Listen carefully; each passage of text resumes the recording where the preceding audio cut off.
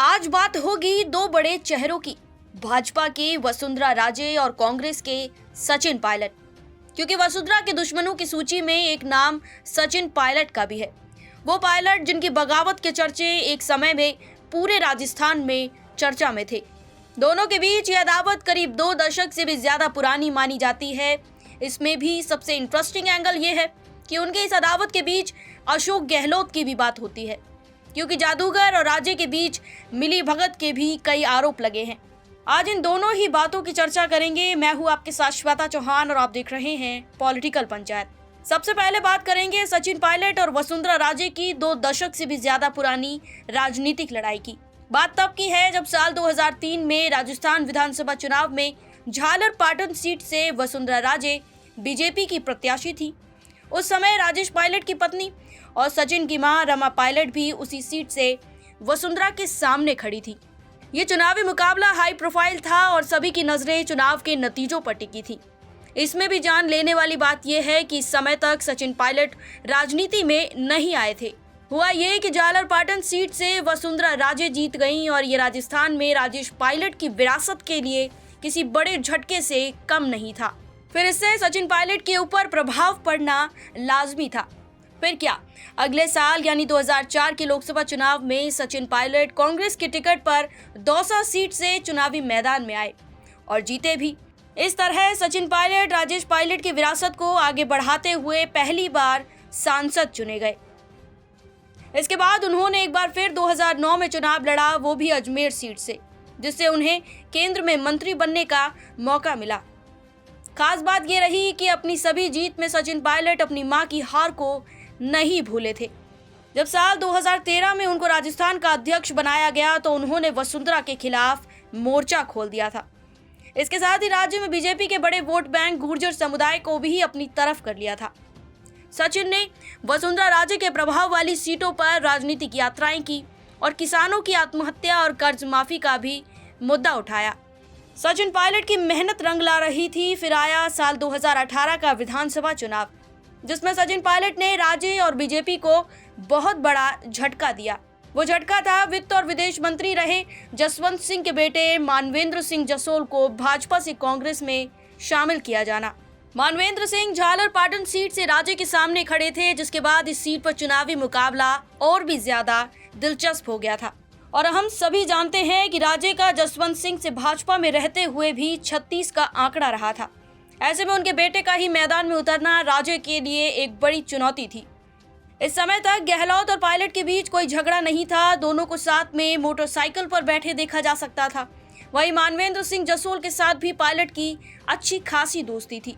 हालांकि इस चुनाव में झालर पाटन सीट से राजे ने मानवेंद्र सिंह को हरा दिया था, लेकिन भाजपा को राज्य में बड़ा शौक लगा था, क्योंकि कांग्रेस को ज्यादा सीटें आई थी और गुर्जर समुदाय के ज्यादातर वोट भी कांग्रेस के खाते में चले गए थे। इतना ही नहीं, गुर्जर सचिन पायलट को अपना नेता मानने लगे थे। पहले जिस नेता को राजे एक छोटा सा नेता मानते हुए अपने सामने कुछ नहीं समझती थी, उसी नेता ने उन्हें इस चुनाव में मात दे दी थी और सत्ता से बाहर का रास्ता तक दिखा दिया था। इस तरह राजस्थान में कांग्रेस की सरकार बनने और भाजपा को चुनावों में धूल चटाने का श्रेय पायलट को दिया जा रहा था। पर बाजी वहां पलटी जब सीएम का पद सचिन पायलट को नहीं बल्कि अशोक गहलोत को दे दिया गया और डिप्टी सीएम का पद मिला सचिन पायलट को। ऐसा ही कुछ मध्य प्रदेश की राजनीति में भी हो रहा था, जब सीएम की कुर्सी कमलनाथ को दिए जाने के चलते सिंधिया ने भाजपा का दामन थाम लिया था। सब सिंधिया और पायलट को एक ही तराजू पर तोलने पे लगे थे और कहने लगे कि सचिन पायलट जल्द ही भाजपा में शामिल हो सकते हैं। इस पर सचिन पायलट अपने बगावती स्वर लिए साल 2020 में अपनी ही पार्टी के खिलाफ मोर्चा खोल लेते हैं। कहा जाता है कि उन्हें सीएम की कुर्सी चाहिए थी और ना दिए जाने पर उन्होंने अपने विधायकों को साथ ले जाकर राजस्थान में सरकार गिराने की बात कह डाली थी। यह देख उस समय के सीएम अशोक गहलोत और कांग्रेसी नेता रणदीप सुरजेवाला ने सचिन पायलट को कांग्रेस के प्रदेश अध्यक्ष पद और डिप्टी सीएम के पद से बर्खास्त कर दिया था, यह आरोप लगाते हुए कि उन्होंने सरकार गिराने की साजिश रची थी। सबसे बड़ी बात तो ये थी कि जहां एक तरफ राजे ये सब घटनाक्रम चुपचाप देख रही थी, तो पायलट ने भी इस पर कोई प्रतिक्रिया नहीं दी थी, जिससे राजनीतिक गलियारों में अटकलें तेज हो रही थी। पायलट का दांव फेल हो चुका था और इसमें भूमिका अशोक गहलोत और वसुंधरा राजे की थी। अब आप सोच रहे होंगे कि आखिर कैसे, तो यह तो गहलोत ने खुद माना था कि उनकी गिरती हुई सरकार राजे ने बचाई थी। दरअसल गहलोत ने यह बात धौलपुर जिले के राजखेड़ा में कही थी कि वसुंधरा राजे, कैलाश मेघवाल और शोभा रानी की वजह से उनकी सरकार गिरने से बच गई थी। गहलोत ने आगे यह भी कहा था कि कैलाश मेघवाल और वसुंधरा राजे सिंधिया ने उनसे कहा कि हमारे यहाँ कभी पैसे के बल पर चुनी हुई सरकार गिराने की परंपरा नहीं रही है। आखिर उन्होंने क्या गलत कहा, मैं इसे कभी भूल नहीं सकता।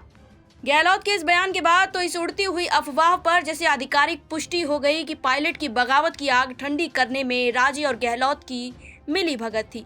पर राजे ने गहलोत की बातों पर निशाना साधते हुए इसे एक साजिश और झूठी अफवाह बताया था। ये वो समय था जिसके बाद से ही सचिन पायलट और अशोक गहलोत के बीच एक ही पार्टी में रहते हुए भी राजनीतिक जंग शुरू हुई थी, क्योंकि पायलट का दांव खाली चला गया था। एक तो हाथ से पत गया और दूसरा भाजपा में भी शामिल नहीं हो पाए। पर अगर इस पूरे मामले पर पायलट की प्रतिक्रिया देखते हैं तो उन्होंने एक इंटरव्यू में खुलकर इस मसले पर बात की थी और कहा था कि मैं गहलोत से नाराज नहीं हूँ, मैं किसी विशेष शक्ति या विशेष अधिकार की मांग नहीं कर रहा हूँ। मैं बस इतना चाहता था कि राजस्थान में कांग्रेस ने चुनावों में जो वादे किए थे उन्हें वो पूरा करें।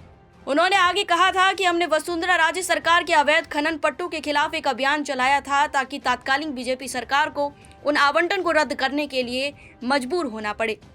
लेकिन सत्ता में आने के बाद गहलोत जी ने कुछ नहीं किया, बल्कि उसी रास्ते पर चले। पायलट आगे बोले कि उन्हें और उनके समर्थकों को ना सम्मान मिला और ना ही प्रदेश के विकास के लिए काम करने का कोई मौका। इसके बाद उन्होंने उन सभी बातों को भी झूठा करार दिया था कि वो भाजपा में शामिल नहीं होंगे, क्योंकि उनका मानना था कि उन्होंने कांग्रेस को मजबूत करने के लिए बहुत मेहनत की है। वसुंधरा राजे और सचिन पायलट की ये लड़ाई जानने के बाद आप क्या सोचते हैं? क्या वाकई में वसुंधरा राजे ने गहलोत की सरकार गिरने से बचाई थी? क्या गहलोत और राजे की मिली भगत का नतीजा रहा कि पायलट और गहलोत के राजस्थान में दो अलग गुट बन गए? हमें अपनी राय कमेंट सेक्शन में जरूर बताएं। मैं हूं आपके साथ श्वेता चौहान और आप देख रहे थे पॉलिटिकल पंचायत।